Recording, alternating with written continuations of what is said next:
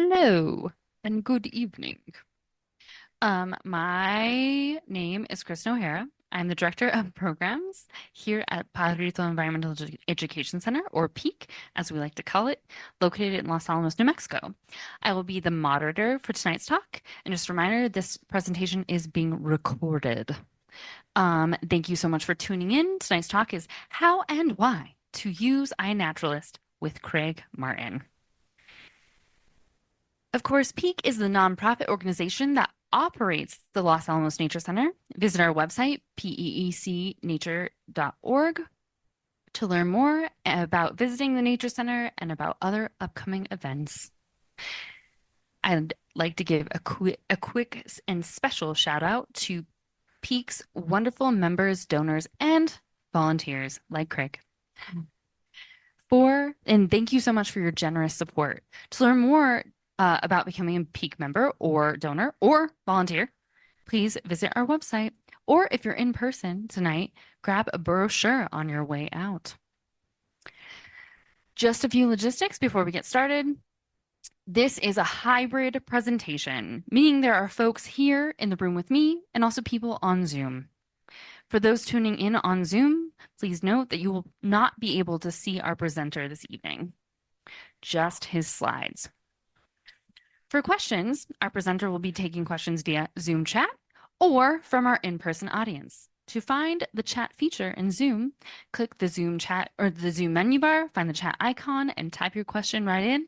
I will see your question and relay it to Craig at the end of his presentation. Same goes to everyone in the room. If you'll please hold your questions until the end of Craig's presentation, it just helps the flow. Okay, after this talk, you will receive, everyone in person and on virtual, will receive a evaluation. Please take a moment, please, to fill that evaluation out. Your input helps us improve our future programs. All right, so now a bit about Craig Martin. No, skip it. Can I say a little bit? I'm going to say the end part. Okay. So two relevant things. Craig has been in Los Alamos since 1987. He served as the Open Space and Trails Specialist for Los Alamos County for 12 years. After retiring, he traveled the United States to post more than 12,000, probably more now, iNaturalist observations, most of them of plants from 45 states. So we can say that Craig is pretty versed in iNaturalist. So I'm glad that he is joining us this evening. Craig, I'm going to hand it over to you and monitor the chat. All right. I have the microphone on. Yes. Okay. Thanks. Yeah. In some circles, I'm known as Mr. iNaturalist because I have the shirt and the hat, and it just people know me. I'm going to be talking about iNaturalist whenever we get together. So you guys are a special group tonight. I appreciate that you came here. My goal here tonight is to convince you that iNaturalist will not only help science, because it is a citizen science project, but it will help you. It has the potential to help in so many ways that you can't imagine. So we're going to look at some of those ways tonight and make sure that you know how to use the application, whether you have an iPhone or an Android or even a computer, because actually it looks a whole lot better on the computer, and I'll show you what that looks like too. Also, there's two projects that are coming up. One of them is a PEAC Central project that we'll look at. We're going to figure out what pollinators and what native plants we have in Los Alamos County. And I'm hoping that most of you will participate in that by making observations from now until the end of the year. And then for 3 days, April 26th, 27th, 28th, there is a city nature challenge. Thank you. That we're competing against Albuquerque, but we're part of the Santa Fe area that includes Santa Fe County, Los Alamos County, and Rio Arriba County. And we're going to compete against them. They have 28 people registered on their website. We've got 14 so far. So we're going to need some more help. And I'll show you how you can participate in that program also. So let's get started here. If I push the button, it doesn't work. tap the screen. Tap the screen. Yep. What? No, sorry. I pushed the wrong button. So, oh well. Anyway, we're going to start with oh, okay. Oh, there. Okay. Always a technology glitch at the beginning. Okay, what is iNaturalist? It's a worldwide assembly of citizen science databases based on people making observations, mostly with their handheld cell phones or tablets or whatever they have to make an observation. We'll figure out how to make one of those. You can see that as of last week, there were 178 million observations worldwide. So it's a pretty popular program. How many people are participating?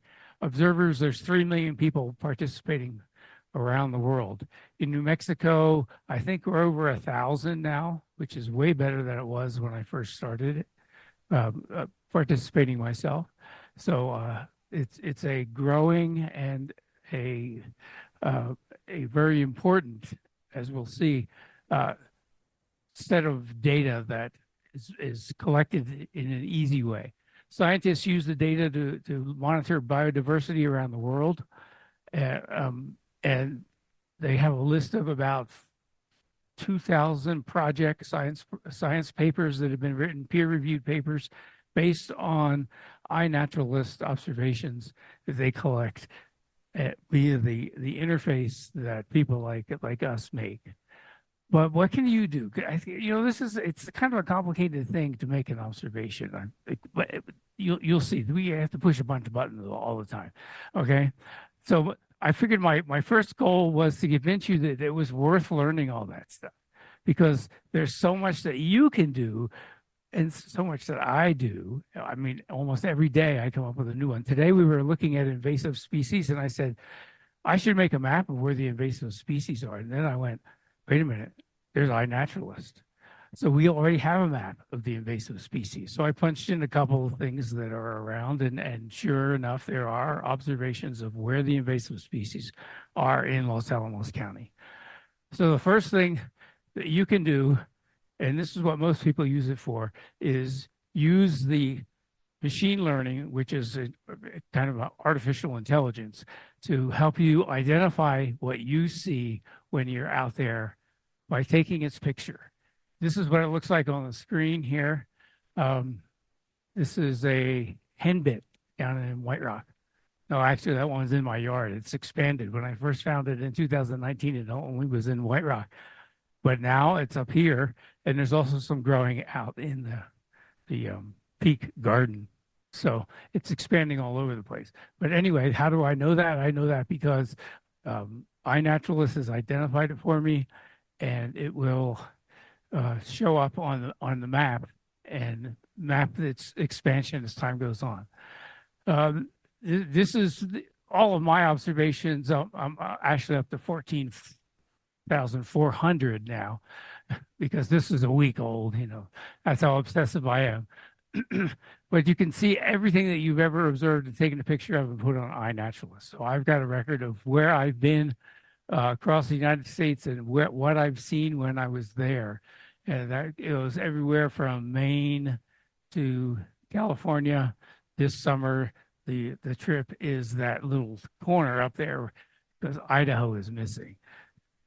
And also Alaska and Hawaii, but I'm not sure we'll get to those. Suppose you were going to the Valles Caldera in July. I wanted to know what can I expect in terms of plants blooming up there. Well, punch it into iNaturalist.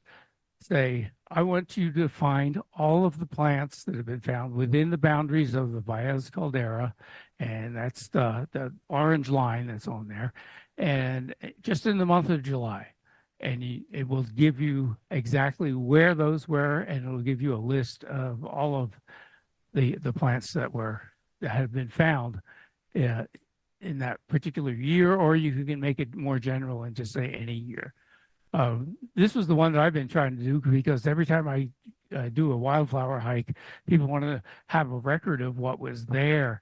And it took me a long time to figure out that I could draw a rectangular box around Water Canyon and say, tell me all of the plants that have ever been found in July in along the Water Canyon Trail. So now I watch for these because if you're a member of the Peak Wildflower email group, I will post a bunch of these this summer as I explore around town.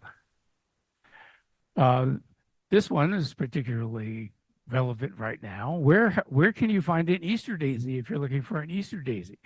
Well, you can punch it into iNaturalist, and you can't really see a lot of the dots there, but just below where it says Santa Fe National Forest, you'll see 4 or 5 dots. That's where most of them are. There's also a bunch along the Burnt Mesa Trail. I'm afraid to push buttons. This thing that I know what I was going to do. I was going to do it the old-fashioned way, wasn't I? I'm not going to push any buttons. But what did I do? All right, help me out again. All right, I'm not. No, no. I was just going to point out those where the dots are on that map because they're hard to see. There you go. That's it. Thank you. Who's got that pointer? Anyway. Oh, okay, cool. All right. Okay, but I was afraid to push a button. But you're right. There you go. Okay, here's Burnt Mesa. Here's the Copper Loop and the Pajarito Trail. That's where you see them. Okay. So that was one way that I used it because I was forgetting this week where have I found those Easter daisies, and I forgot all about Burnt Mesa. So by plugging it in iNaturalist, I learned. So it's all based on this make an observation thing. So what you are charged to do is find something that you're curious about and record it one way or another. Your options are the obvious, which is a photo. But you can also make a sound recording, which doesn't really work for plants, but it does work for birds. Okay. I haven't tried it with insects yet, but I suspect that they could do something with insects also. When you do that, you get and push all the right buttons, then you get this screen here that gives you all kinds of information about your observation. And it also allows, well, folks like me, because this plant here, the what do we call it? We don't call it golden weed, do we? I forget what we call it, except for Pyracoma frocata.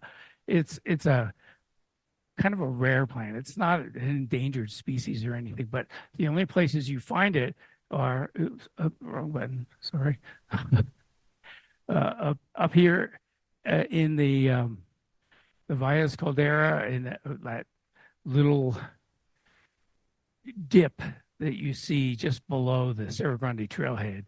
There's a bunch there, and then there's a bunch up in the meadow of Cañada Bonito.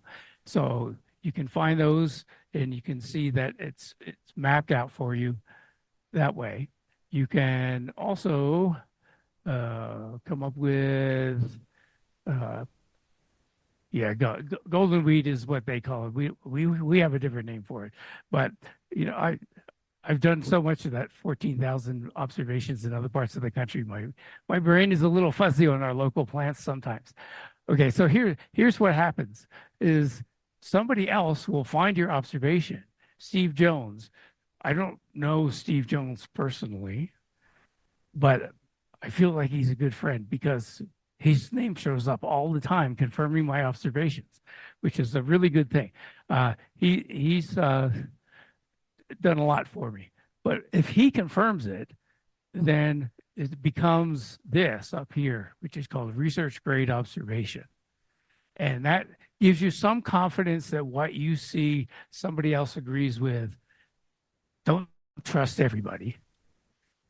But if you're here in Los Alamos and you're making an observation, guess who's going to confirm your observation? Okay. And I'll be watching pretty closely here. I'll be keeping tabs on every one of you because now I have a list of your names now, so I know who you are. And anyway, so what does research grade mean? When you first put it in, you'll get this little notice that says this needs an ID, which means you're the only person who thinks that that's what it is. If you're not sure, it makes us a couple of suggestions, and you can agree or not agree. And what I want to stress is that there's no shame in being wrong. When I first started, I was afraid people will know who I am and see how many plants I really don't know, and it'll be out there for everybody to see.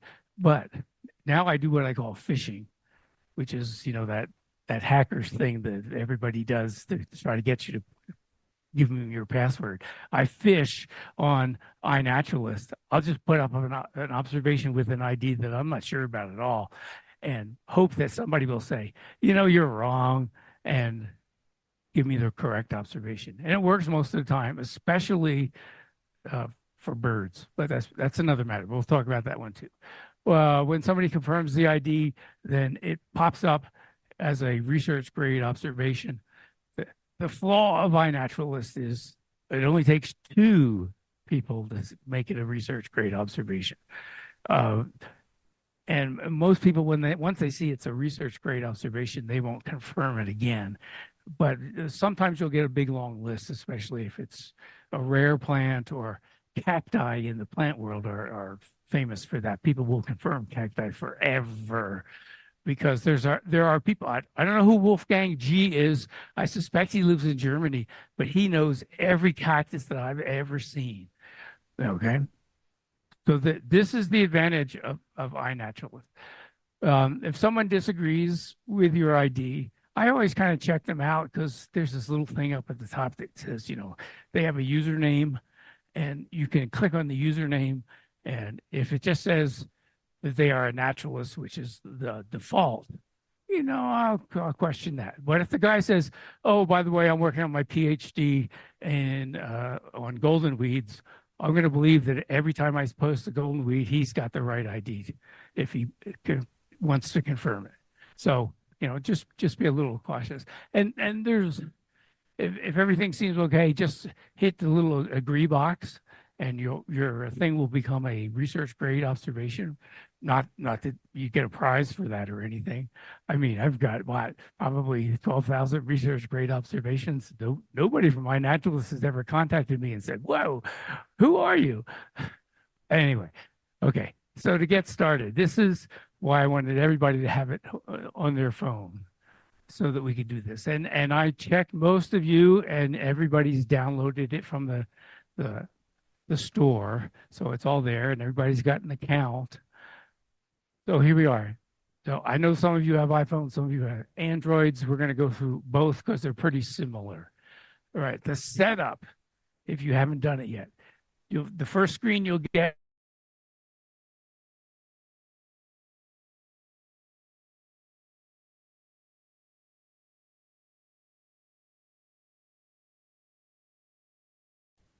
that is where you start, because when you hit that, you get this next screen, which is the one you want to find settings on. So we'll hit the settings, because there's a few things that you want to make sure that you have set up before you start doing this. First one, automatic sync, means as soon as you take a picture, it goes out there to everybody. And I found that was really annoying because number one, I want to try to identify it myself, especially if I don't know what it is. I want to use books. iNaturalist will give me some suggestions, but I want to confirm that too. So I have that unchecked. That is your option if you want to do it. Have them go up there. It saves you a few steps, but to me, it's not the ideal way of doing it. Okay. Suggest species means if you say, "What am I looking at?" and I'll show you how to do that in a second, then it will give you some ideas of what you're looking at. The third thing down, default observation action, is do you want to make a sound recording? Do you want to take a picture from your phone and use that, or do you want to just take the picture now? And usually I want to take the picture now to make my observation.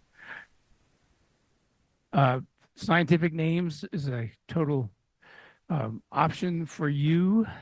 I use scientific names because Chick taught me all those. although now I'm teaching them the revised scientific names. But I do like common names too, so I leave that one checked also. And then default licenses, you don't need to worry about too much. So make sure that you have that you know that that settings option is there, and that you can use that to change things around a little bit. The other thing you need to make sure is it will automatically get a GPS coordinate for you where your photo is taken, which is really handy. Okay. So to do that, you have to go in your Android, you go to your little settings icon there, and then come on now. Um, It'll bring up the screen here, and you might have to scroll down a little bit to get to apps. And what app do you think you're looking for? You're looking for iNaturalist, which, you know, well, I probably have 200 apps in my phone, so it's down there a ways. So you find iNaturalist to make these changes to the permissions. The permissions have to do with can it access your GPS and can it access your phone? So here's the screen you get when you get there. What you want to do is make sure that it knows as best it can what your location is. Now, a lot of people turn off location on their phones because they don't want everybody in the world to know where they are. My daughter never knows where I am, even though I've told her, hey, you can look it up on your phone, but it's to me, it's not a big deal. But for iNaturalist, you're really going to have to do it. But you can set it so that it will only use the location for iNaturalist when you're using the app. And that's probably the safest way of doing it. Well, we got lost. Back in here, you can't find the screen that has the little icon.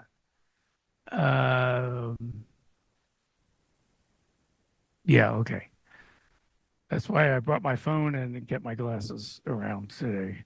So let's see what I can do. Oh, it's a general thing. So all I did was swipe down from the home page. No, not on iNaturalist, from the home page. So yeah, on your screen, the home page, which is where all of your apps are. And then swipe down. And then that little thing there. Yeah, the gear that will get you to this big long list of settings through which there's one that says apps. Find the right app. I'll be through this as when we get out there. Yeah. Yeah, I know that's why I couldn't figure out exactly how to scroll this down to show you that it might take a while to get down that far.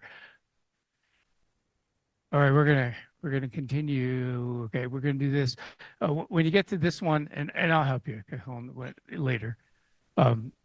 Make sure you're using precise location, because for most observations you want iNaturalist, you want to share with people who are looking for your data, or with me, because I'm always curious about where people are finding things. I want that to be as precise as possible. Who was asking me about it was Beth, about the wood lily. She says, oh yeah, that wood lily in the middle of Santa Clara Canyon. And I went, I don't remember it there. Oh, that's right. I said, oh, it's in Santa Clara Canyon, even though that's not really where it is. So there are certain things that I want to keep secret. So I just put the dot somewhere else. Okay. There's also a setting which is kind of advanced that says hide the coordinates for this particular observation. But then there are people who can ask to access that information if you give them permission. And there are a couple of rare plant places around the state that I have given permission for to find any location of anything that I have. But for the most part, precise location helps people like me. It helps most of the people who are looking for that kind of information. On the iPad or iPhone, it's a little easier because you don't really have to set up all that other stuff. All you're trying to do is get to the location, which we're here is down here under general. This big arrow says to me, scroll down on that one, and you will come to your app. First you'll come down to apps. So put it, yeah, it's a big long list, and because I'm not real familiar with iPads, it took me a while to get down there. But you find where the iNaturalist is, and then up in the upper corner up here, there's a location, and you can change the settings there. Did I do that? I don't know if we did. Oh, no, I guess you just say while using, just like you do on the Android, and you better give it permission to use your camera too, or else you're not going to get much out of that because you won't be able to take a picture. So make sure that the setting is to, yes, you have permission to use my camera. Okay, so here's the meat of it. This is how you add an observation. And this is where the screen is going to fill up twice with all the buttons that you have to push. And that's why people get frustrated with iNaturalist. But if you do it 10 times, you'll have it down. Promise. If you do it 14,000 times, it's boring after a while. But no, it's not bad. I have my ways, and I'll show you a couple of my other ways of doing this. Okay, so first thing is, okay, you start out with that basic screen, which is the iNaturalist screen that has all of your observations on it. But there's that little plus sign down at the bottom, and that'll be on the iPhone too, and I'll show you that in a couple of minutes.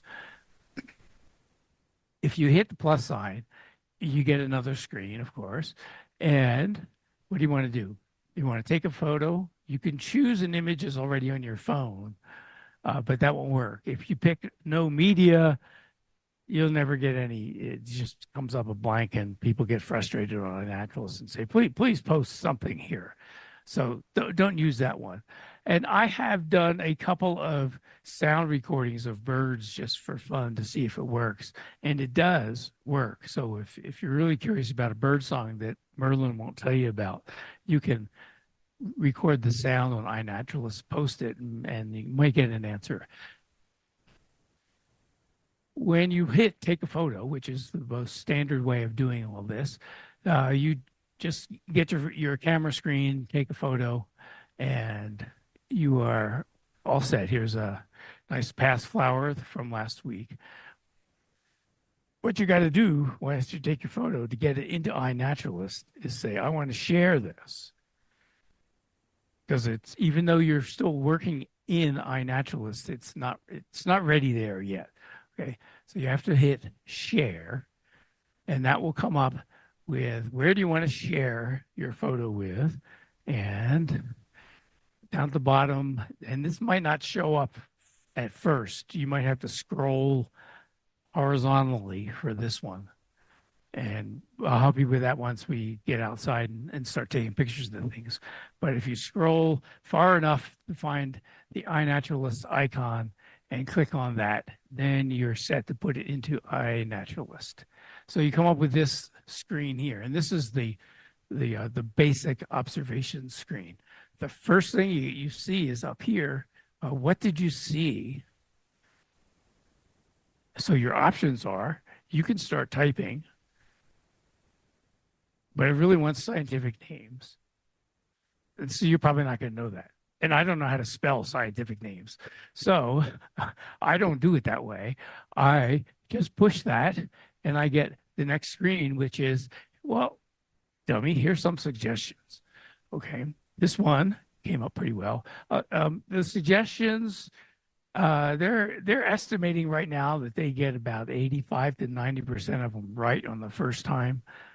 That doesn't work for New Mexico necessarily, because we've got plants that people don't have on the East Coast or California, because these guys are all based in California. So California works really well. But for New Mexico, you have to take all the suggestions with a grain of salt. This one is a pretty good one. They got this one right. Pulsatilla nataliana, which is past flower to all of us.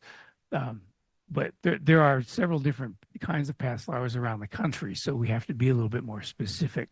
If you don't know the scientific name, just hit pulsatilla and Craig will come to your rescue at some point. Don't worry. Okay. So if you want to tell it, okay, this is the one that I want, you click that button there, the little check mark.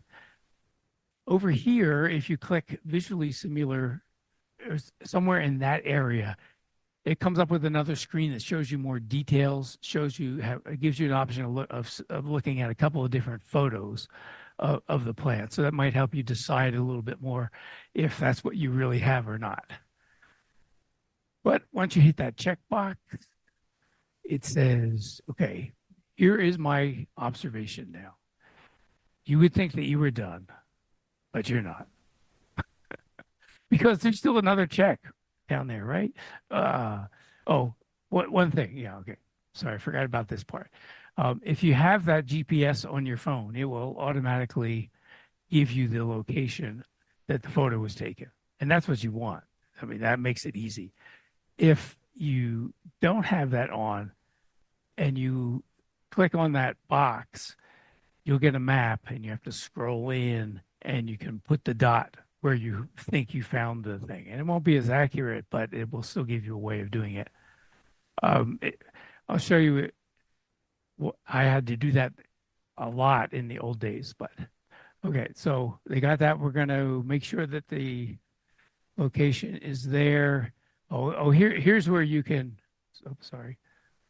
I'm looking at this here. Here's where you can say, I don't want anybody else to know where this is. This is what I should do with my wood lilies, but I like throwing them in the middle of Santa Clara Canyon so that Beth can say, "Oh, where did you see that?" No, but you can click on there and say, "Please don't share this location with anybody else." But you will still have access to where it is. All right. So the next thing you do, we'll get rid of that one, is hit this little checkbox down there. You get the next screen, which you would think you were done, but no, you're not. One more step, because it's in your phone now, but it didn't tell iNaturalist that you have it. And it's nice that it's in your phone, but we'd really like you to have it shared with the rest of us so that we can benefit from that knowledge. So the last thing is the upload. This is the frustrating step for me when I'm doing all those travels because most campgrounds have really crappy internet. So you hit upload and then you wait 5 minutes. So that's why a lot of my observations don't get posted until I get home. And guess what? You're finally done. You now have an observation and it's in there and there's that past flower all recorded for everybody to see. Not on the screen. It won't be that they say it this way, but if you look up Pulsatilla nataliana in Los Alamos County, you'll see exactly where that is. It's a little easier on the iPad, but there's still a bunch of steps. Here it's the I want to add an observation. It's not a plus sign in this case. It's I want to take the picture. The other icons up there, I don't usually do it on the iPad because it's a little awkward, but so it doesn't look like they're very important. Oh, so when you hit that, I want to make an observation thing. You can either pick a photo from your photo library that you've taken already, or take a new one using your camera. When you hit that button, you get your camera, and then you get the option of two things here. You can say, I don't like that photo and I want to retake it, or I want to use that photo. So if you click the use the photo option and you go to a familiar looking screen, this is pretty much what it looks like on the Android. It will give you suggestions. If you type in the name there or start to type it in, it'll fill in, but still if you Sphaleracea, the low mallow. After 15 years, I've never been able to spell that right. So I just push the button and let it make some suggestions for me. And when it does that, it comes up with it fills in that field. I can then pick it, make sure that you can see that it's. I think that's the same picture, the same mask flower. So it's given a different location on the iPad, but it'll just say Santa Fe National Forest. Make sure that's reasonably right, and then hit the save button, which is hidden cleverly at the bottom of the screen, and you think you're done, and then here's another trick. Okay, it looks like you want to hit this up here because it says one observation to upload, but no, you want this little upload thing over here. So once you hit that, then if I remember, yes, you're done. So it's pretty complicated, I know. And I've been trying to teach Chick how to use this for 10 years now, and he can't do it. It's too many steps. And that's what I'm worried about. It's you got to say I'm committed to this so that I will practice at least 10 of them, and then it'll be a little easier for everybody to remember. So I like working on the computer a lot better. Why? Because when I'm out in the field, I'm usually hiking and taking pictures, and I don't want to spend a lot of time messing with my phone, so I'll take pictures and move on. The interface of the computer is much easier to use than what you have on your phone. And then what I usually do is use what I call my real camera, the Canon with the flower lens that's this long, and I can't do that and make an observation that shows up on my phone, but I can do it and then upload it onto the computer. The newer cameras, at least this last one that I bought, has a GPS or it has the feature that connects to the GPS in my phone, so I get that benefit, which makes it a whole lot easier.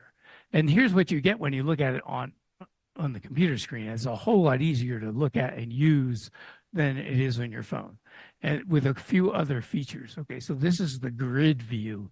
I've got a picture of everything that I've taken recently. I can also look at the map view, which we've seen a few of those, mapping the 14,000 observations, or the list, which is just kind of a running screen that makes it easy to scroll through a whole bunch of things all at once. And this screen gives you all the options that we probably won't talk about tonight, but maybe we could have part 2 of how to use iNaturalist, because this is just a big database, and the way to access the cool stuff is right up here in this filters thing.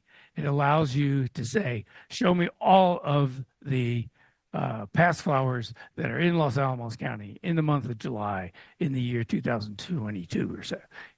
But that's where it's all accessed, all up in there. Yeah.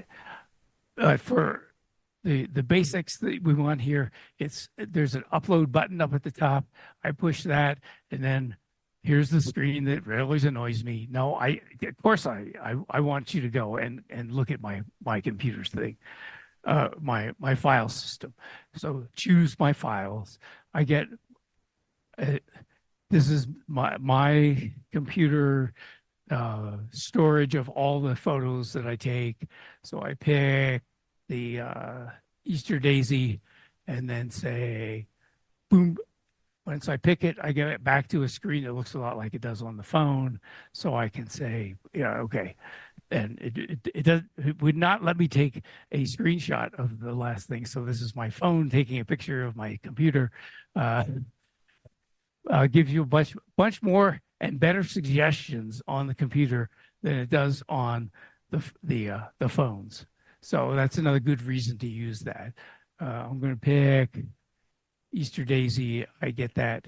I'm going to check, make sure it's got the location on it, and then I think I have to hit one more thing, which is that's up there, submit the observation. So there's always one more step than you think there's going to be. Here's the list view, and everything is there. And I can click on that observation and get that single screen view of anything that I want. I was hoping that I could switch back and forth and show you this live, but I couldn't quite work that part out.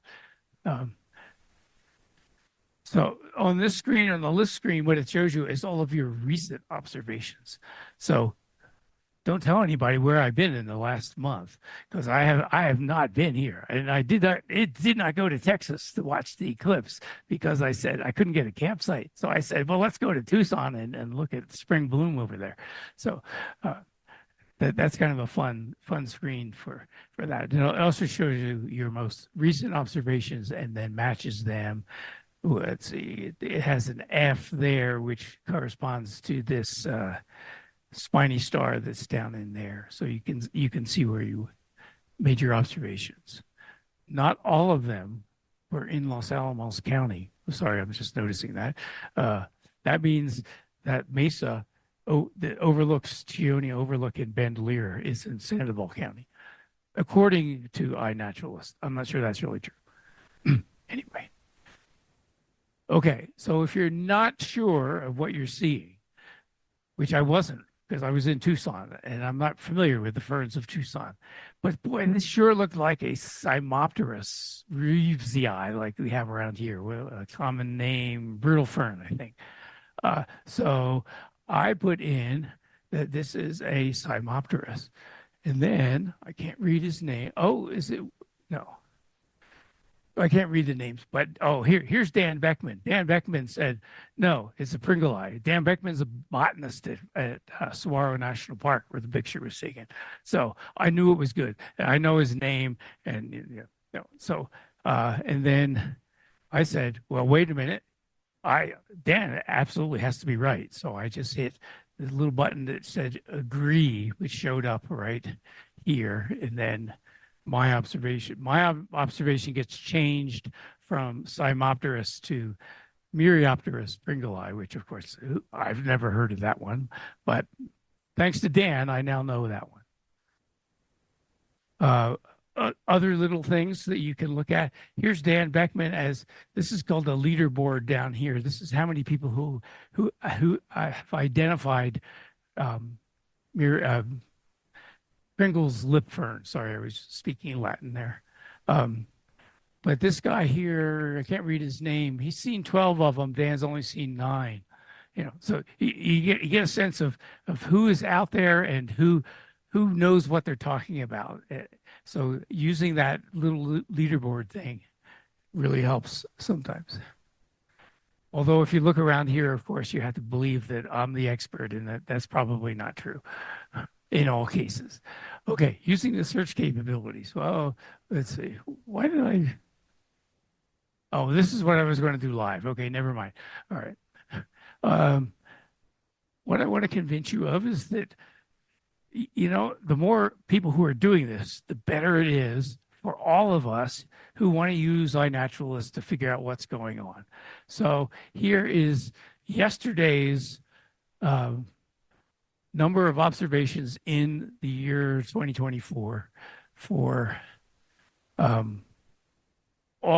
everything that's happening in Los Alamos County. So of course, this guy is the leader, right? Lynn Harper is a botanist from Massachusetts who visited Bandelier. She's number 2 for the year.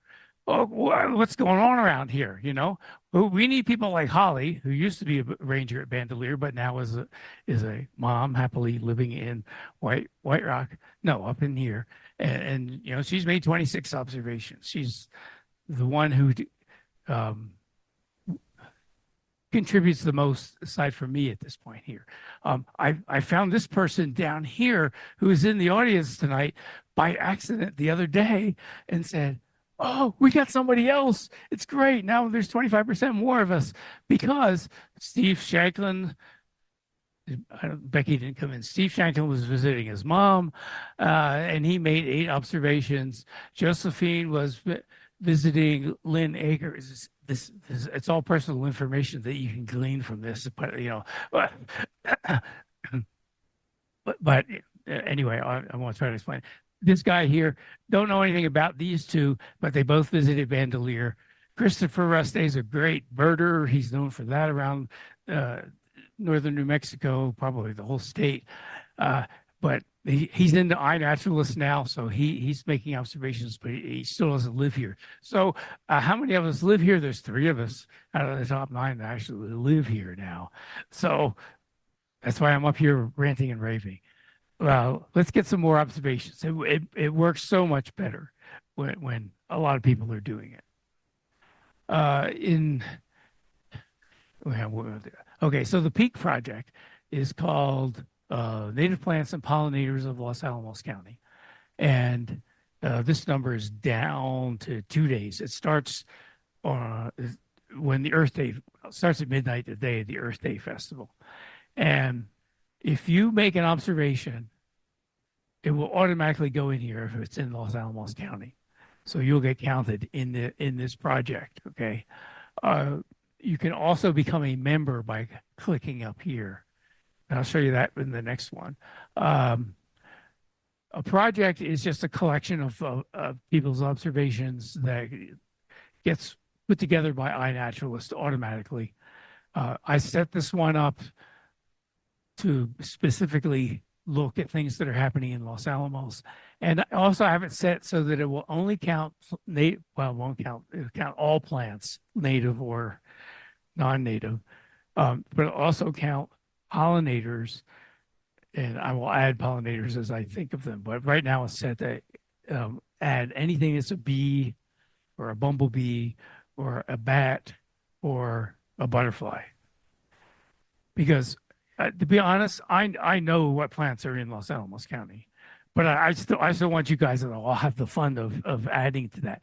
But the pollinators is what Beach City is really interested in, because we're trying to put together a list of the pollinators that are in Los Alamos. Okay, thanks, Roselle. Roselle suggested moths. I remembered. um, so anything like that, I'll tell you, it's really hard to get the pollinators. Roselle's really good at butterflies and moths. But anything you can contribute to this is really a valuable thing for us locally, trying to keep tabs and learn more about what's going on in our own area. So this is the way I set it up.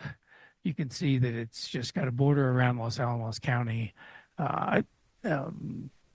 It runs from Earth Day to the end of the year, and periodically figure out some way of I'll work with Kristen to figure out a way to post how far we've come along. But you can always check out this page by going to projects on the screen that you have. This is the other one that's running. This is the City Nature Challenge. Oops, sorry. Wait, wrong button. It'll automatically record anything that's in Los Alamos County for those 3 days already. But you can get special privileges like notifications and things if you join the project like here. So I had to join this one because it was not mine. So I got that little thing there that says leave the project instead of join now. So I know that I was in it.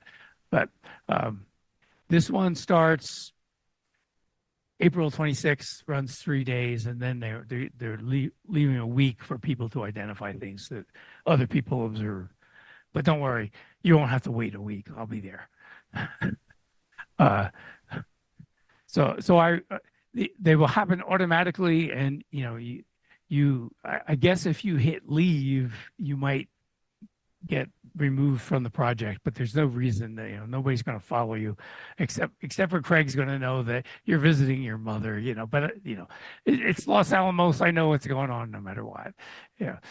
Okay. Here's my pointers. If you post a bird, within minutes, someone will confirm it as a research grade observation. Okay. But don't get spoiled if you're a plant person, because plants or insects I mean, I've got things that are up there for 5 years and still haven't been confirmed.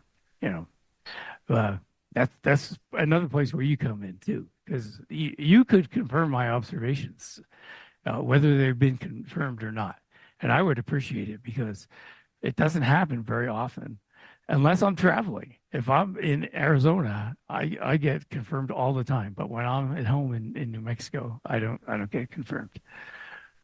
Um, you can edit an observation to put in comments or additional photos. And the more photos that you add, the easier it is for people to identify. If you post a picture of a flea bane, I won't identify it unless you have not just the top of the flower, because every flea bane in the world looks exactly the same from the top of the flower. But if you look at the underside of the flower, then I've got a better chance. And if you throw the leaves in also, now I might be able to identify your flea bane, but I won't do it if it's just the top of the flower. And you know, there's a lot of things that are like that. Every time somebody posts anything that's in the Asteraceae, a daisy or anything, or sunflower, something like that, I usually won't touch it unless they show me the underside of the flower. Then I might be able to identify it. So the more you add, the better it is.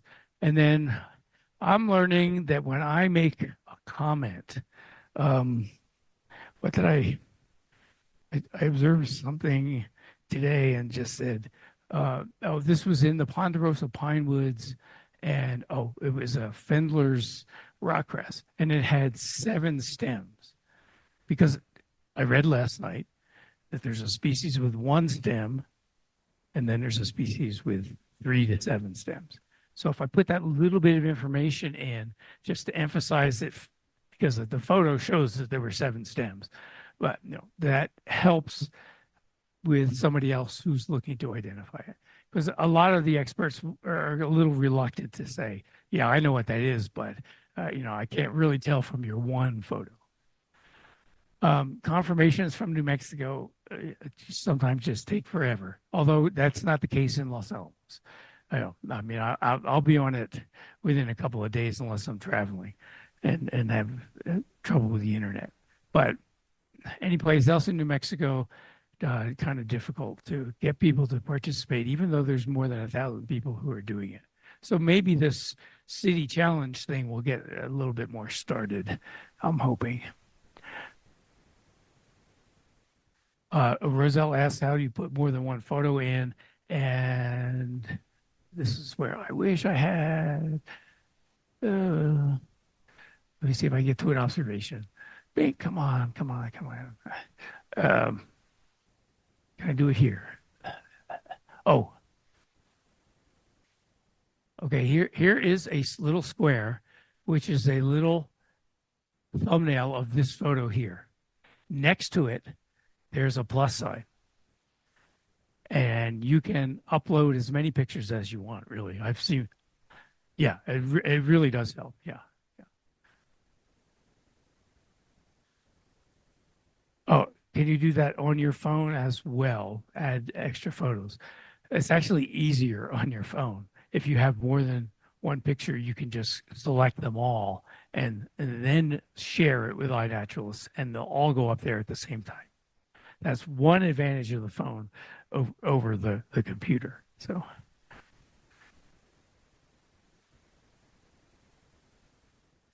if you have just one photo on your iPhone or phone, can you add more? Yes, absolutely, yes. Don't ask me how to do that right now. But we'll look it up when we get outside. All right. Okay, here's our pointer. Okay, need help. All right. So they're recording the program tonight, so you can always where will that be? Okay. And the BCD website is accessed from the Peak website, so it's fairly easy to find. bcitylosalamos.org will also get there. That's right. I tested that yesterday during the meeting, so yeah, that works. If you need help beyond that, I'll be at the Earth Day Festival at the Bee City booth with nothing to do except help people with iNaturalist in a personal way. Okay, so stop by and see me. We'll do it that way. Also, I'll be doing a wildflower walk on Monday, Earth Day, the real Earth Day. Anyway, the real Earth Day. And normally I start a wildflower walk by this, saying, "Put this in your pocket. I don't ever want to see a phone again." But this one, if you want to practice your iNaturalist skills, I will let you have your phone out during the walk. And if you're interested, it'll be in White Rock, and we'll meet down there at 6 o'clock, or we'll meet up here in Carpool at 5:30. Why? Because I found 15 species down there today in bloom, and I've only seen 4 or 5 on any hike up in Los Alamos. I I always jump the gun. You want to know why I went to Tucson 2 weeks ago? Because that was where the bloom was. Because I always jump the gun and think it's going to happen here earlier than it does. I also have this all summarized on the Friends of Bandelier website. I don't know why I did it. Oh, they did a BioBlitz once. So I put it all together on there. So if you go to friendsofandelier.org, it's on the blog, and the blog's got a bunch of stuff ahead of that, but you can scroll down and find the same information there, or just email me, or post something on iNaturalist, and if you say in the comments at Greg Martin, no space, no caps, because that's my username. I'm not trying to hide from anybody. Then that message will come to me, or I'll get some kind of notification that you're trying to get a hold of me. So that would work too. I didn't put a final slide on here. Oh my goodness! Of course I would have put my 14,000 observations just to show off one more time. The goal is to make observations in all 48 states. I have no plans to go to Hawaii or Alaska, but what would make me do it more than anything else is to get naturalist observations there, I guess. But really, why I'm doing it is, I don't know. It's just so much fun to keep a record of everything that you've ever seen, and then just kind of drift through it sometimes. I mean, or look up, where else have I seen an Easter daisy? Did I ever see them in Las Cruces? And all that data is there, at least from the year 2013. I think that's when I started. How did I start? It's always the kids when it's got technology, right? Daughter said, "Hey, some of my friends," he was a graduate student at Stanford. "Some of my friends started this thing called iNaturalist. You should try it out, see what it's like." And then, the rest is history. So anyway, we'll go outside in a bit, but more questions if you have them. Judy.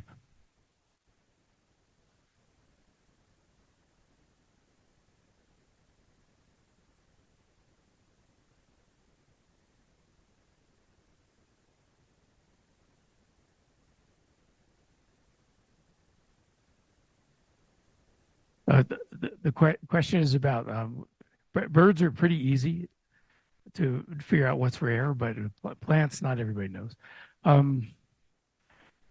Okay, iNaturalist will put a little icon up at the top if it's a really rare thing. If you put a wood lily up, it will, I forget what it is. I don't know if it's an exclamation point, or maybe it's an EN for endangered or something like that. That's your first clue. Otherwise, I'll be watching, and if you put something up, because I've done this, so wait a minute, we don't want anybody else to know that that's there. I'll ask you to say, take it down and put some, make something up, or make the geo privacy to closed. So I'll be watching for a while at least. Is the fairy slipper a rare? Probably not rare enough, but I would still kind of hide those. Cacti, except for prickly pears or tree choyas, I always encode those somewhere or another, because they will disappear. And if you come to the wildflower hike on Monday, I will show you the rarest plant in Los Alamos County. Oh, okay. All right.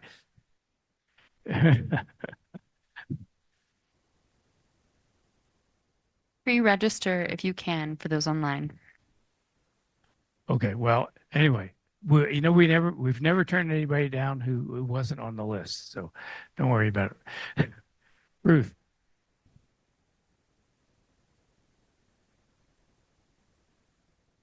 Yeah, we could, but ask your question now. Yeah.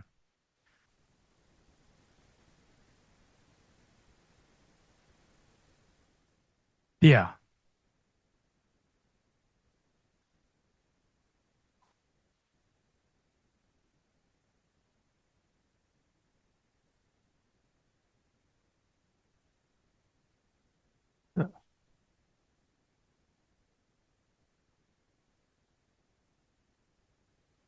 The question is about how to find the peak project, and that's true.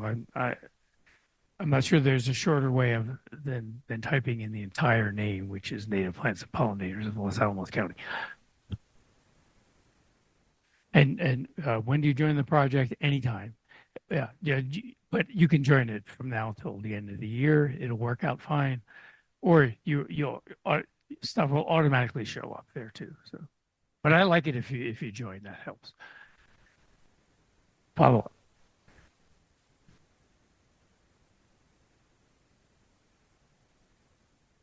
Okay, I think yeah, it's really subtle.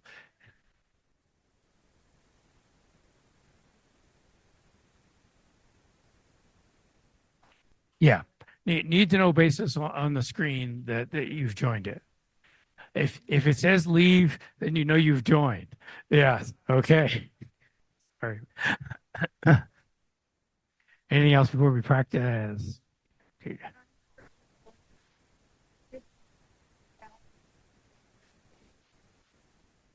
No, what's the time frame on the City Nature Challenge? It is August, or no, with April. Sorry, what month is it? Retired. April 26th to April 28th. So they're only getting 3 days worth of things. Yeah. So, of course, my wish is I looked at the people who joined in Albuquerque, and I know them all from iNaturalist. I've never met any of them, but I know them all. It feels, you know, but I want to prove to them that Los Alamos has a whole bunch of people who know iNaturalist, who I, I don't I don't remember an Elliot there, but you know, so All right, we did have one question that oh came through. A lot of thank yous, a lot of like, I'll give it another shot. Um, but how did you put in the month? I think Dana means that when you were in the very beginning of your presentation and you were yeah, talking about inputting, you were able to search by month, right. and that the question is how? How do you do that? That was Dana. Yeah, I'll teach her on Friday. Dana, you will be taught later. I think It's I'm assuming that it's it's easier to do on the computer, right? it's easier to do on a computer. Yeah, it Yeah, seemed almost and impossible on the in phone. fact, I'm not sure you can do it on the phone. You But can't. okay, so I will bring my computer and we'll have that as part of the lessons also. But it's in that filters box that I showed you and said this is the magic box where you can access all that stuff. And that's all the questions from in on that. Wait, maybe We one got more. one more from JJ here. Okay. Oh, okay. For where are we meeting in White Rock on Monday for the wildflower hike? It will be at the Blue Dot Trailhead. And I assume that you know where that is, but I can make a map if Peak needs one. But it's pretty easy to find the Blue Dot Trailhead because there's even a sign. Imagine that, a county sign. All right, shall we go outside? All right. Yeah, I just wanted to close out for people online. Thank you so much for joining us virtually. We're gonna have the in-person portion of this where we try out iNaturalist here at the Nature Center now. But I wanted to, of course, thank Craig so much for giving this presentation about iNaturalist and anyone that wants to. We're having a big Earth Day festival this weekend on Saturday. Come down, say hi to Craig. and join us. It's from 10 to 2. Thank you so much. Have a good night.